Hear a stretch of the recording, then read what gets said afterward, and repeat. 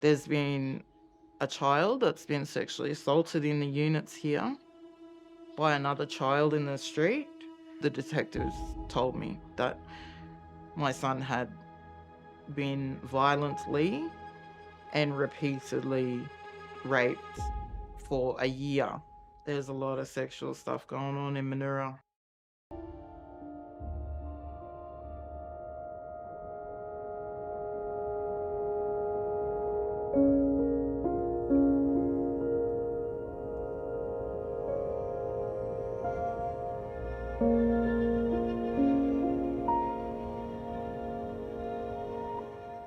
We resided in the units in Murray Street, 118.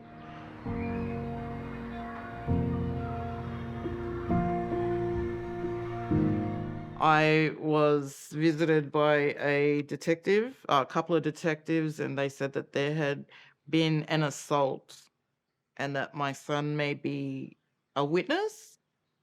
They did not go into that it was serious. So on the 23rd, they came back.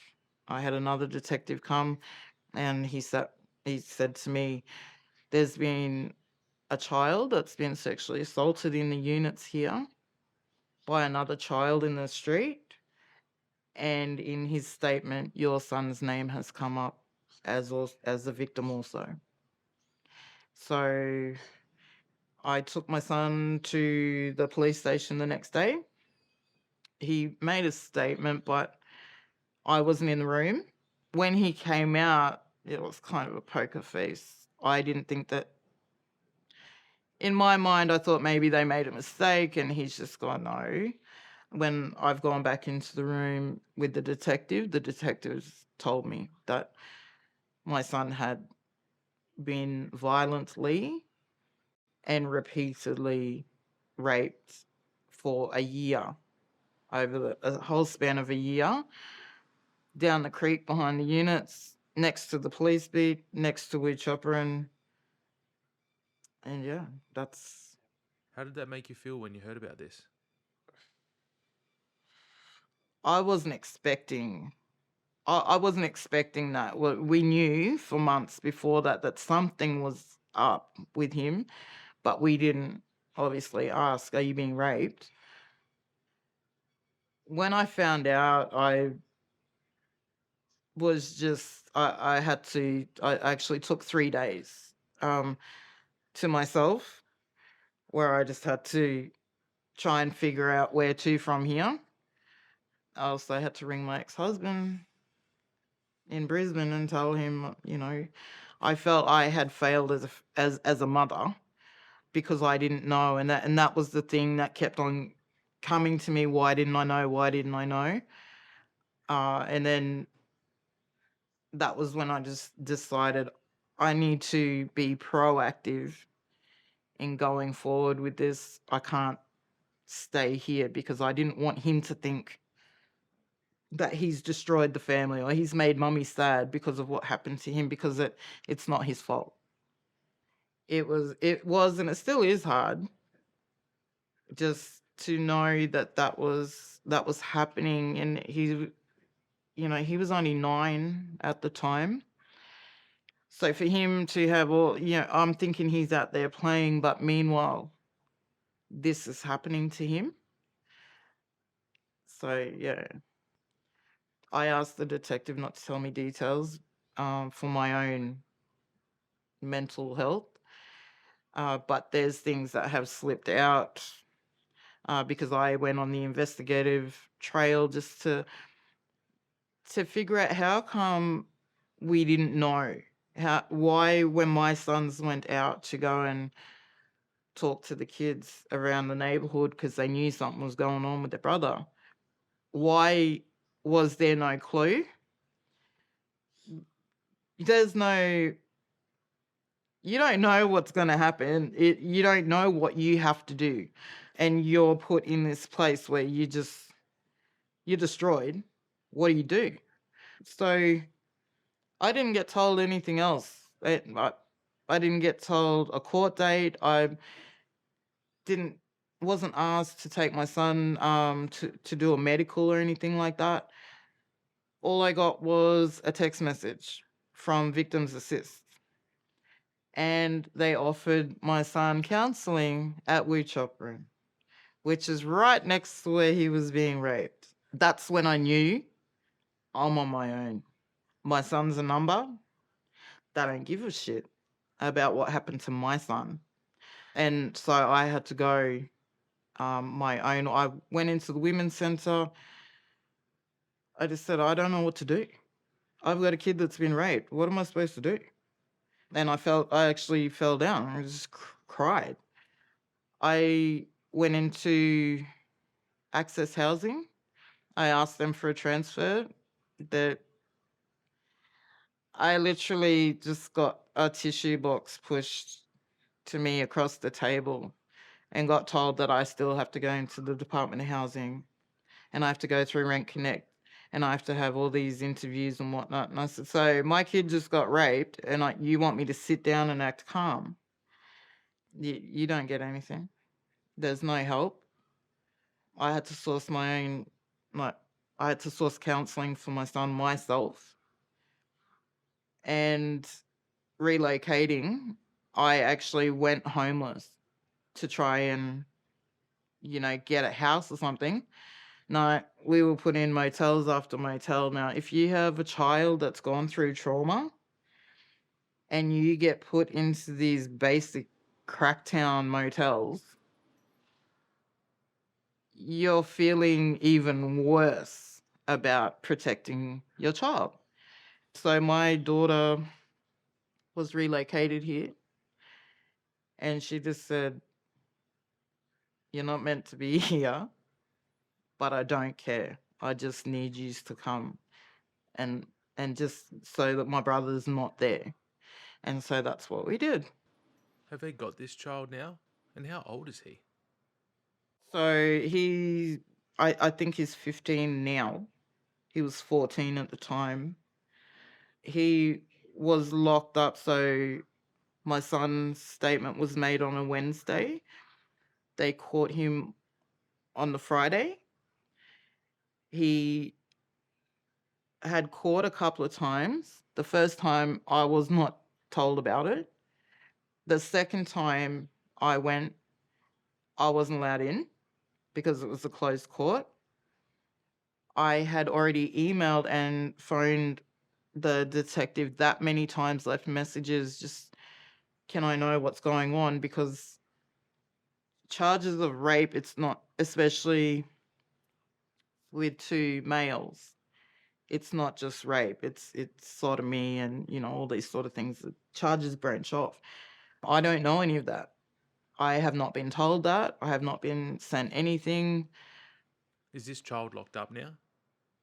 He's locked up, so he was locked up for 3 months and then he got out on conditional bail. And 2 days after he was released, him and his family came to our unit to fight my entire family. I called the cops to get him locked back up, and he got locked back up. And it was, so that was what? November, December, January. So it would have been February, I think. And I just got a call yesterday saying that his court's been bumped up to district court. The second court date, and I went to the courthouse and they told me I couldn't go in. That was when I just had enough. So I actually walked to the police next door to the police station. I went to the front desk. I put my license on the counter and I said, this is my QP number, blah, blah, blah, blah, blah. I would like all the information on my son's case, please. No. So you're stuck with no answers. So what happened to my son, I'm not going to sit there and pull it out of him. I don't expect him to talk about it if he doesn't want to.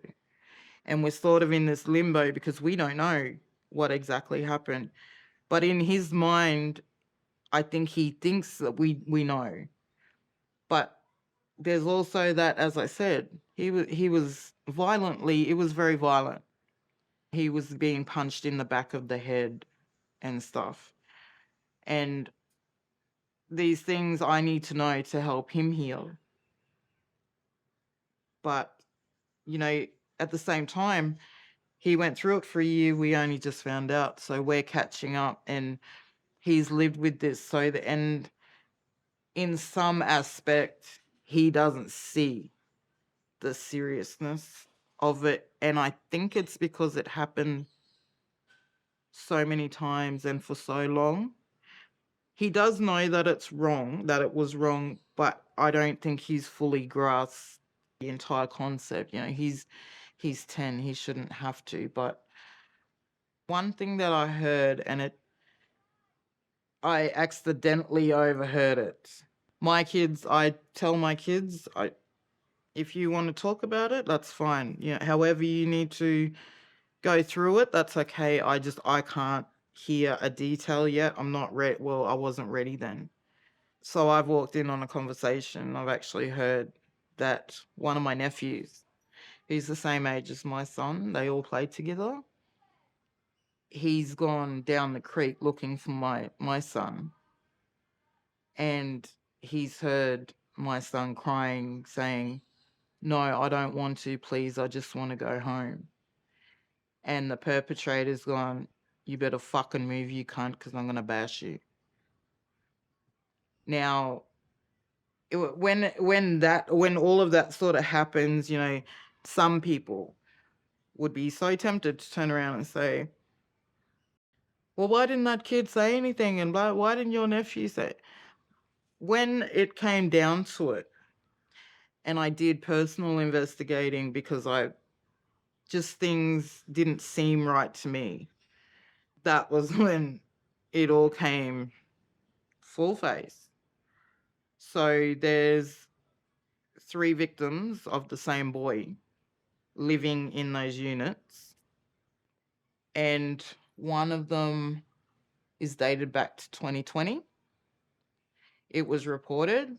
The mother asked for a transfer. They're still there. So CPIU knew about it, Child Safety knew about it, and so did Access Community Housing. They all knew about it.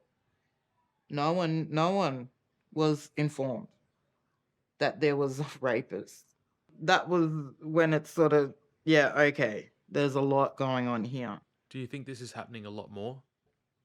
I think it is, because I would never have thought that it was even happening. And when looking at it, it wasn't just like he just went and raped the boys, you know, once.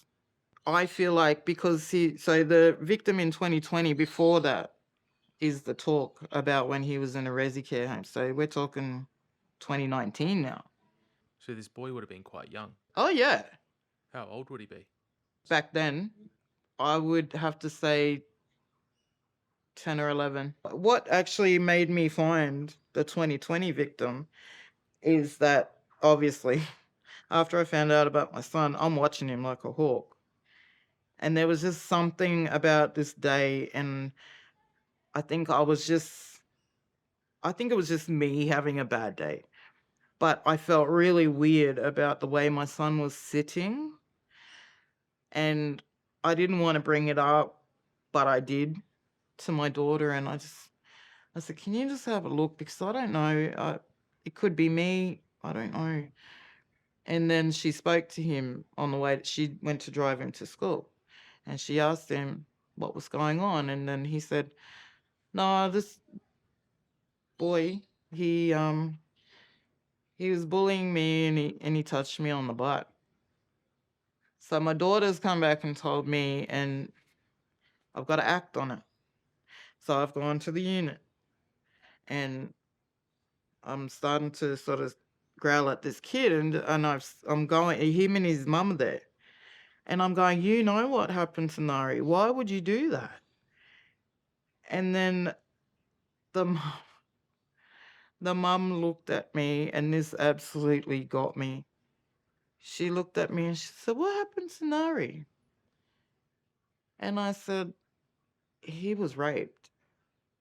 And she looked at me and she said the perpetrator's name, and she said, "Oh, him too, eh?" And I looked and I said, "What do you mean? What are you talking about?" And she said, "Yeah, yeah, because he raped my son too in 2020." And this is straight from the horse's mouth. So this isn't me making things up. This happened. That child, now her son, that same week that I've gone there, he's gone to court for sexual behaviors on another child.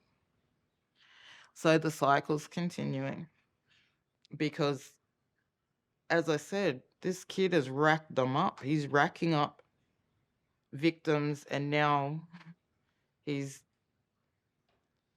kind of creating his own little rape gang, I guess, in a sense. Kids. But Kids raping kids. kids raping kids. Like I said, with the investigating and stuff I did on my own, because no one, I'm not stupid. And I actually pulled up Access Housing, and I said, "Hey, you guys have blue cards, hey?" And they both said yes. And I said, "And you knew about what was happening in 2020? You knew." And they kind of looked at me, and I said, "I know that you knew, and I know that that lady put in for a transfer. So I know that you knew."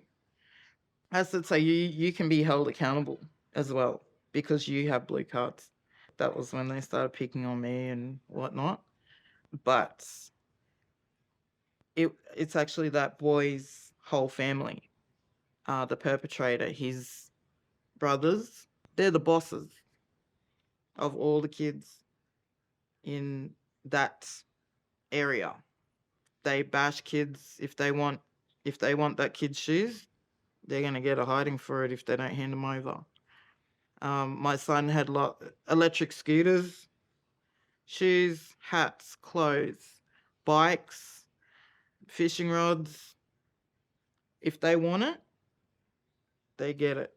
And how long have you lived in that area for again?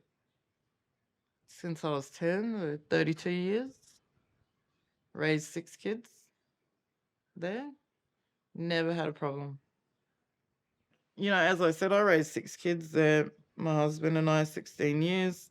When we got that house, we were quite relatively young, and we knew getting a house in Murray Street was going to be a bit of a whatever, but we had family members that were always saying to us, "You got to get out of the ghetto. You can't raise kids in the ghetto." We sent our kids to Whitfield School instead of Cairns West. They high schooled at Red Lynch College instead of Trinity Bay. They played sports. We went swimming. So we didn't become a part of all of that. And that was us telling our kids, you don't have to fall victim to your surroundings. You can do whatever you want. And that worked great until my son was raped. I wouldn't even walk around those units, whereas before, and when I found out about my son, I was really annoyed that there was no community voice to say, "Hey, this is happening to our kids. Have a conversation with your child." And I've sent this to everybody. You don't have to name, you don't have to put an address, you don't even have to put an age. All you have to do is put, "This is what's happened," and I agreed fully for my son's story to be used. And then just have a bunch of phone numbers or whatever, places where people can get help for their kids if they need to, or no, there was none of that. And that's what really made me angry. So I put it on my story on Facebook. I was raw, put what happened to my son, and I just begged parents of Manura, please talk to your kids. Just have it. And if you can't, give me a message and I will find a place for you to take your child so you can have it. You can just have that peace of mind if that's what it takes. So I was very willing. Ultimately, we had to move because, as I said, those units, that whole family has all of the kids in those units under wraps. So I was sending my son to counseling, but we're in the same environment. There's also that shroud of secrecy and, the bonds, the trauma bonds with other kids. And I'm not going to lie to you, my daughter moved me because I kept staying up late at night trying to figure out how to burn their house down because I couldn't fathom that somebody would do that to my son. It's a forever, it's a forever thing, and it's hard. There's more victims. There's more victims there, and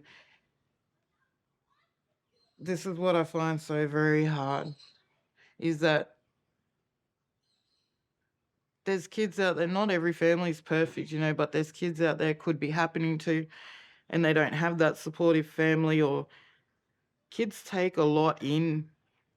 If they're seeing mum and dad fight at home or something like that, they're not going to want to be a part of a problem. So they're not going to tell the parent. There's so many different things, and our kids were just, they didn't matter. And I told the detective, you're basically incubating more rapists, and you don't know what's going to happen. And that's exactly what happened. There's nothing being done about it. So they think they can just get away with it. This is the biggest problem. Well, if you look at it, as I said, he was in a residential care home. He was raping kids there. Nothing happened. He still was allowed to go home to his parents, to the.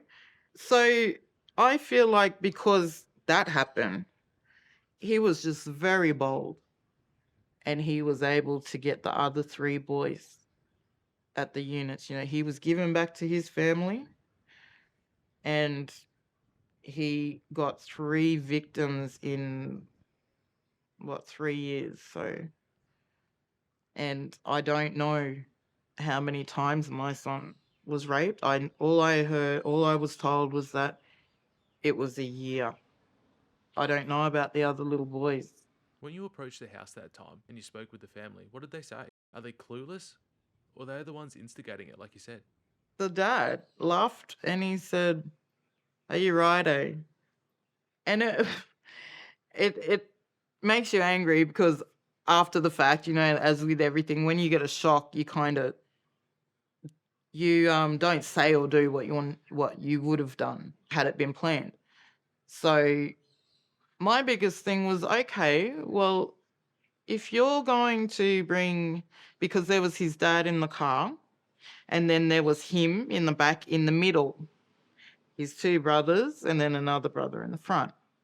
The best that I could think of at that time was I yell out, "Everybody, look at this dad bringing his rapist son in here."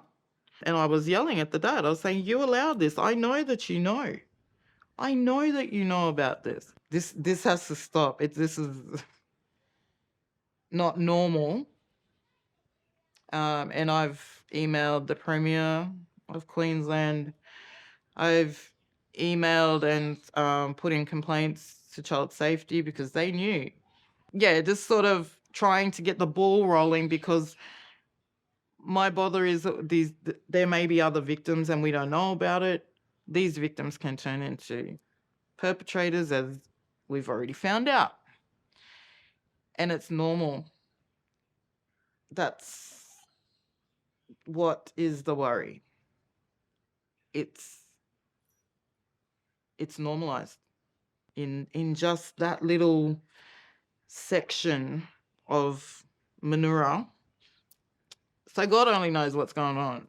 The day, so when that boy was locked up for the 3 months, when he got out, I found out that he was released because I have a niece that lives here with me.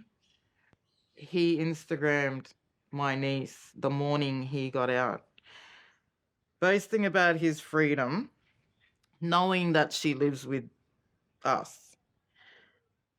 That to me was, he was being cheeky about it. these little criminals, they go into Cleveland, whatever, and then they get other people to take over their social media accounts to pretend that they're out and all this shit. And so I've called the detective's number, and he's never believe it, he's not in. Happened 4 months for 4 months, never in. And he called me that night and told me that he was released. And I said, you're a bit late, cowboy, because this has happened. And then he said, what did he message your niece? And I said, he just basically, he said, up to. And he said, if he threatens her or anything, yeah, you got to tell me, because then I can get him locked back up and whatever. And I just wasn't interested in listening to him, because I just thought, you're an asshole. You could have told me. Because obviously after school, I've had to tell my son. And he's broke. He was terrified. And so was I, in all honesty.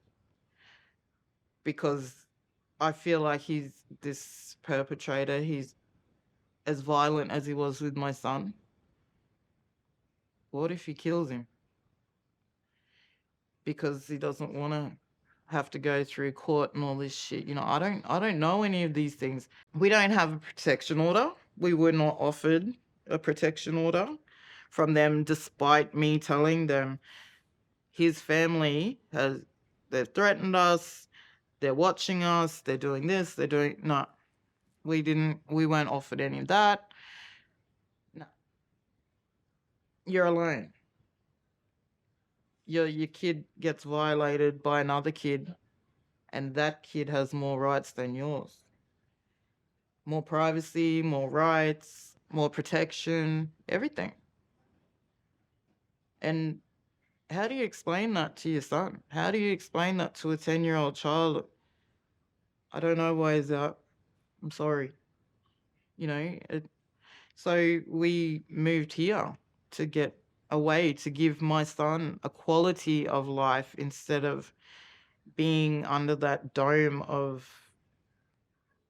disgust and secrecy. And yeah, it's not something I expected. That's for sure.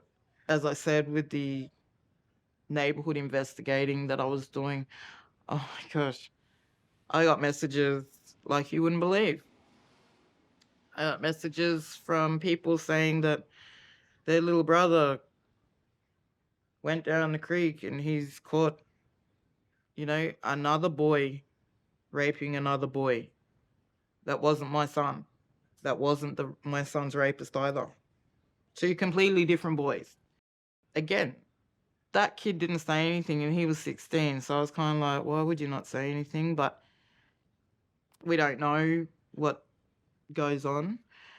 There was apparently some girls from further down Murray Street. They were teaching small kids at the park sex games. There's a girl and her brother. He's been interfering with her. And so has my son's rapist. So those two are friends and they're both rapists. And one's in grade 6. Oh, grade 7. I apologize. Yeah. Grade 7. So my son's perpetrator's locked up. Still don't know charges. Don't know when court's happening. How's your son doing now? The first week that we found out, I called my ex-husband and he came from Brisbane straight away, and he was actually at my unit cutting our grass. I got a call from the school, and my son's teacher, I'll never forget this, it just kills me. She was hysterical on the other end of the phone. And I'm trying to get her to calm down, and she just blurted out, Nari's just choked himself out. And I've just go, what? What do you mean? And then I just hung up and I went rushing out, jumped in the car. So I had planned to, but I hadn't yet gone to the school and explained what had happened so that I could keep the guidance counselor and everyone. Yeah, it was still a little bit mush. When I've gotten there, they had assembly, and my son choked himself in front of the whole entire school. His eyes were bulging out of his head and he was turning purple. He was just going like this. I've gone to the school, spoken to the school and everything. I've rang his counsellor and I've just gone, this has just happened. Like, do I do a suicide watch? What am I doing? What's going on? And then she explained to me that it was probably like a trauma release for a second, because he had gone through this for a whole year and now we've found out about it. And in his mind, like, as much as we're trying to hide being upset and angry, because you don't want that for your child to see, unfortunately, like, as much as we tried to keep that away, he was battling because we've just found out and he's kind of gone into a little bit of a, and he's choked himself. So we talked about it and went to counseling and all that sort of thing. That that thank goodness is the um only bad thing that has sort of happened. And when we moved, I felt like, am I doing the right thing? Because I know that I've got to get him away from there, but I'm also taking him away from his whole life. And you're sort of thinking, how's he feeling about that? Like, something that's not my fault, but I've got to move my whole entire life. So that was a battle. And then I went to a protest in Cairns, and the little boy who made the statement in the first place and had said that my son was also a victim, he had moved here too. So they resumed their friendship, but it's so healthy and free. You can see the difference. And I guess, I've got a lot of people that are like, oh, you know, you don't want them to trauma bond. That's not always a good thing. And I'm like, you know what? I don't even know what that feels like, what happened to them. And can you imagine going to a whole new place and you know what's happened and no one else knows? And you got to try to make friends and whatever, and it could be weird and there's trust issues and all that sort of thing. They've been able to have that friendship, and I welcome it a lot. Obviously, all of the victims are different. Our families are different, just in the way that we handle it. I'm really loud, and in my, I think in my heart, I feel like I couldn't protect my son when that was happening to him at that worst time. But I can damn well tell him I'm going to show up now, and that what happened to him, it's not his fault, and that I'll fight for him every step of the way. I'll never let anything happen to you, and I'll make sure that this kid is dealt with properly. When I was thinking about youth crime and all that sort of thing, you think about stolen cars and breaking into houses. And when this happened to me, it was not me, my son, but when it happened, we sort of were put on the back burner, like, oh, well, our cars got stolen. So, and just everything is so mixed up and you just don't know what to do.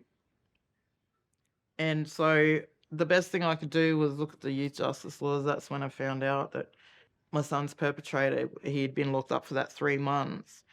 And when I looked up the laws, it actually said that that 3 months could very quite possibly have been the rehabilitation that they give to youth when they're rapists or whatever. They apparently do 3 months intensive rehabilitation. So that scared me, because that could have been the only time that he could have done, for all I knew. I didn't know. So him and his family coming and threatening my family helped. He's back in there. It has been bumped up to district court, but I don't know when. So every day is just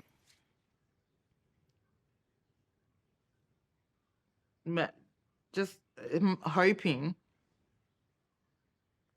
that when my son gets older, he's going to be okay. Because that's the thing. Everyone's oh, he's a kid and whatever, and he'll be all right. And no, that was massive what happened to him. I'm sorry. But as I said, you get these kids do these things, and then you're sort of chucked in the deep end, and you're drowning, because you've got to deal with something massive has happened to your child, but then you're also having to source help. And what do you do? There's no manual when oh yeah, this is what you do when your kid gets raped. So they did a small blown report. I think came out 2013 or 2016.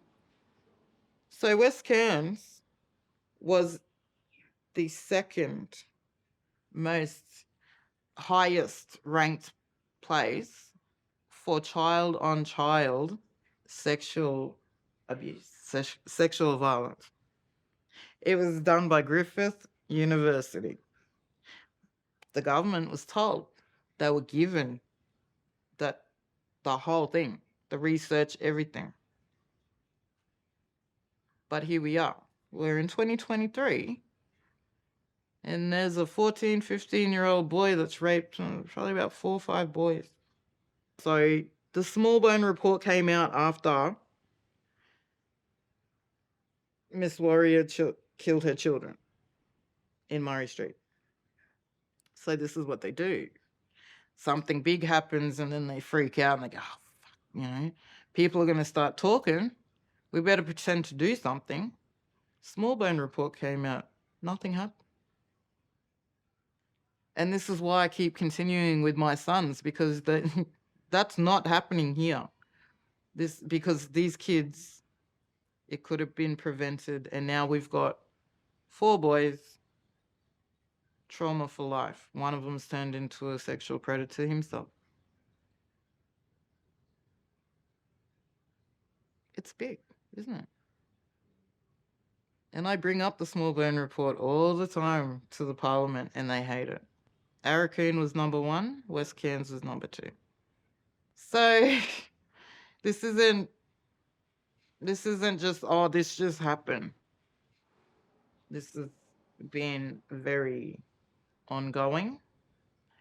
There's a lot of sexual stuff going on in Manura. There really is. Girls and boys. I've heard a lot. I get messages and stuff like that. And I don't hold anything against any of the other parents for not going as loud and proud as I am, because I'm doing it for all the boys. I'm not doing it just for my son, and he knows that. But if I can save one child from not going through this, I'll keep going forever.